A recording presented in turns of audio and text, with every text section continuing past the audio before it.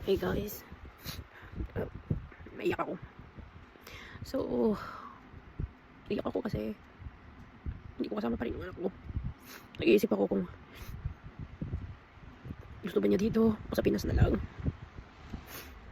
Namimiss ko mag-alaga din sa kanya, promise. Ang hirap mag-isang ina na OFW ka.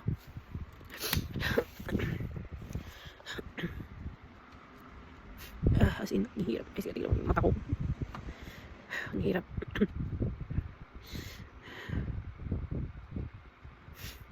Ewan ko anong gagawin ko. I'm so sad.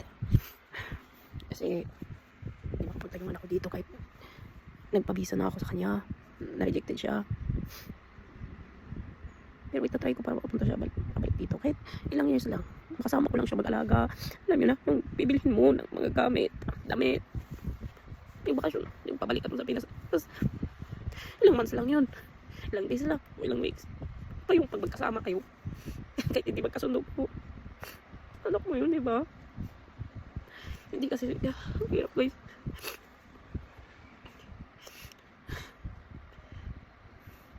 Problemado din ako kasi kahit pag-iwalay ako sa partner ko na 11 years kami, ilalabas ko to para yung masama din sa dibdib ko mawala din. 11 years kami. Oo, time babae gusto pera. Siyempre, ano mabubuhay natin kung walang pera, diba? Kahit kunti lang sa sahod nyo, makabigay din siya. Kahit yun lang. Pag umuwi siya sa probinsya, mas inuuna niya yung barkada niya. Umuwi lasing. Kasi feeling ko siya is feeling bata pa. Binata pala. Kaya ako napupursige ako magtrabaho para lang din makapunta dito yung anak ko. Dito siya pinanganak sa Italia. Ang hirap guys. Ang hirap maging isang ina. Alam ko na. Pero gusto ko lang makasama siya kahit ilang years. Nagkasama yung magbanding ganun. Ihatid sa school kahit ganun naman ako. Lumaki ako. Kasama ko lang yung lola ko. Walang naghahatid. Wala kang mama. Walang naghatid. Wala. Gusto ko hindi maranasan ng anak ko yung ganyan. Maranasan na may nagsusundo sa kanya. Masaya siya pag nakita niya kami. Nakita niya ako. Yung mag-shopping kami, ganun. Yung mga gusto niya kainin. Hirap guys. Nakakapagod din. Balik ko sa trabaho, tingnan natin. I hope na walang magtatanong, oh bakit ganun, na-rejected ganun. Nakakapagod. I-explain Tapos, parang ikaw pang masama. Dapat ginanon mo ganun. Kasi yun ang sinabi. I'm so excited pa naman ako na makapunta siya dito. Ay, nako. Ang hirap guys. Pag OFW ka, wala. Masayahin ka lang. Dapat di ka sad. Di mo pinapakita na malungkot ka. Ihirap ka. Anong kasama? Hindi ito inaarte guys. Gusto ko lang ilabas.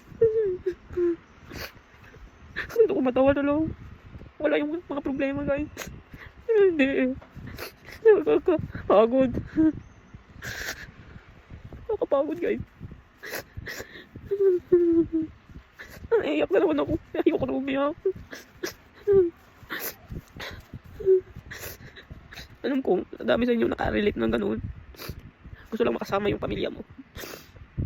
Nag-iisip nga ako kung uwi ako sa atin, anong ibabuhay ko naman sa anak ko kung ako lang nang umaasa sa akin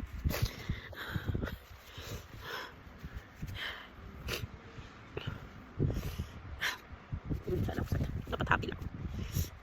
Next, sa lunes, trabaho ko na. Yan, trabaho lang tayo. Kain, tulog, trabaho, yun lang. I'm so happy. Diba?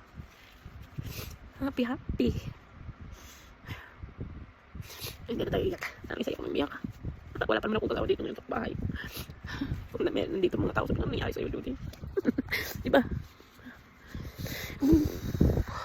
Chill lang tayo. Huwag na tayo umiyak kasi pangitignan. So, ito lang guys. Wala lang. Bye-bye.